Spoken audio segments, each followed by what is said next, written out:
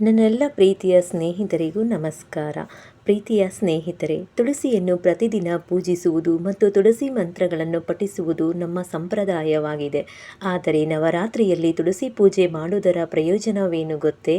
ಹಾಗೆ ನವರಾತ್ರಿಯಲ್ಲಿ ತುಳಸಿಯನ್ನು ಏಕೆ ಪೂಜಿಸಬೇಕು, ಈ ಸಮಯದಲ್ಲಿ ಯಾವ ತುಳಸಿ ಮಂತ್ರಗಳನ್ನು ಪಠಿಸಬೇಕು ಎಂಬುದರ ಬಗ್ಗೆ ಇಂದು ನಿಮ್ಮೊಂದಿಗೆ ಕೆಲವೊಂದು ವಿಷಯಗಳನ್ನು ನಾನು ಹಂಚಿಕೊಳ್ಳುತ್ತಿದ್ದೇನೆ. ಹಿಂದೂ ಧರ್ಮದಲ್ಲಿ ತುಳಸಿಯನ್ನು ಅತ್ಯಂತ ಪವಿತ್ರವೆಂದು ಪರಿಗಣಿಸಲಾಗಿದೆ. ತುಳಸಿಯನ್ನು ನಿಜವಾದ ತಾಯಿ ಲಕ್ಷ್ಮಿ ಮತ್ತು ವೃಂದ ಎಂದು ಪರಿಗಣಿಸಲಾಗುತ್ತದೆ. ನವರಾತ್ರಿಯಲ್ಲಿ ದುರ್ಗಾದೇವಿಯ 9 ರೂಪಗಳನ್ನು ಪೂಜಿಸಲಾಗುತ್ತದೆ.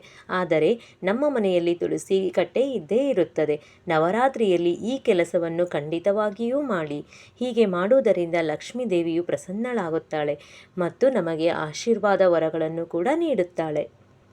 ದುರ್ಗಾದೇವಿಯು ಪಾರ್ವತಿ, ಲಕ್ಷ್ಮಿ ಮತ್ತು ಸರಸ್ವತಿ ದೇವಿಯ ಅವತಾರವಾಗಿದ್ದಾಳೆ. ನವರಾತ್ರಿಯಲ್ಲಿ ವಿಶೇಷವಾಗಿ ಈ 3 ದೇವತೆಗಳನ್ನು ನಾವು ಪೂಜಿಸುತ್ತೇವೆ. ತುಳಸಿ ಗಿಡವು ಲಕ್ಷ್ಮೀ ದೇವಿಯ ರೂಪವಾಗಿದ್ದಾಳೆ.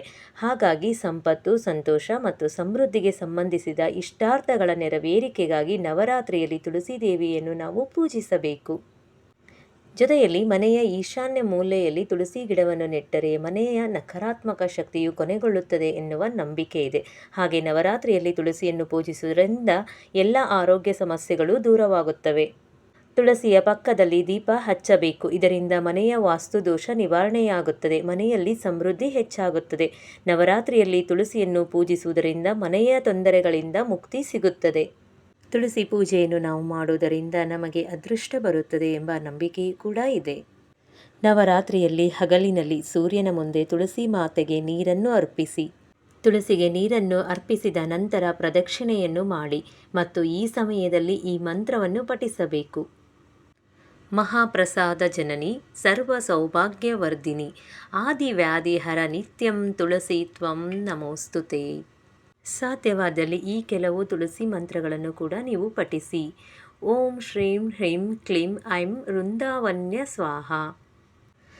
ದೇವಿ ತ್ವಂ ನಿರ್ಮಿತ ಪೂರ್ವಮರ್ಚಿತಾಸಿ ಮುನೀಶ್ವರೈ ನಮೋ ನಮಸ್ತುತೆ ತುಳಸಿ ಪಾಪಂ ಹರ ಹರಿಪ್ರಿಯೆ.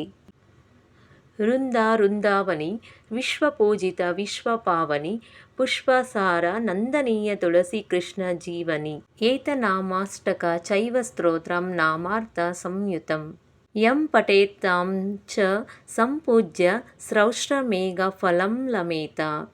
ನಾವು ನವರಾತ್ರಿ ಸಂದರ್ಭದಲ್ಲಿ ತುಳಸಿಯನ್ನು ಪೂಜಿಸುವುದರಿಂದ ತುಳಸಿಯ ಅನುಗ್ರಹದೊಂದಿಗೆ ಲಕ್ಷ್ಮೀ ದೇವಿಯ ಮತ್ತು ದುರ್ಗಾದೇವಿಯ ಆಶೀರ್ವಾದವನ್ನು ಕೂಡ ಪಡೆದುಕೊಳ್ಳುತ್ತೇವೆ. ತುಳಸಿಯನ್ನು ಪೂಜಿಸುವಾಗ ಮಂತ್ರಗಳನ್ನು ತಪ್ಪದೆ ಪಠಿಸುವುದು ಬಹಳ ಮುಖ್ಯವಾಗಿರುತ್ತದೆ.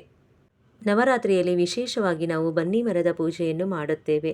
ಆದರೆ ಕಾರಣಾಂತರಗಳಿಂದ ಬನ್ನಿ ಮರಕ್ಕೆ ಹೋಗಿ ಪೂಜೆಯನ್ನು ಮಾಡಲಿಕ್ಕೆ ಆಗದೇ ಇದ್ದಾಗ ನಾವು ಮನೆಯಲ್ಲೇ ಇರುವ ತುಳಸಿಯನ್ನು ದಿನನಿತ್ಯ ಪ್ರಾರ್ಥನೆಯನ್ನು ನವರಾತ್ರಿ ಸಂದರ್ಭದಲ್ಲಿ ಮಾಡಿದರೆ ಅದು ಕೂಡ ಬನ್ನಿ ಮರದ ಪೂಜೆಯಷ್ಟೇ ಸಮಾನವಾಗಿರುತ್ತದೆ. ತಪ್ಪದೆ ಎಲ್ಲರೂ ಮನೆಯಲ್ಲಿ ದಿನನಿತ್ಯ ನವರಾತ್ರಿಯಲ್ಲಿ ಮನೆದೇವರ ಪೂಜೆಯೊಂದಿಗೆ ಹಾಗೆ ದುರ್ಗಾ ಪೂಜೆಯನ್ನು ಮಾಡಿ ಮನೆಯಲ್ಲೇ ಇರುವ ತುಳಸಿಯನ್ನು ಆರಾಧಿಸಿ ತುಳಸಿಯ ಕೃಪೆಗೂ ಪಾತ್ರರಾಗಿರಿ. ಧನ್ಯವಾದಗಳು.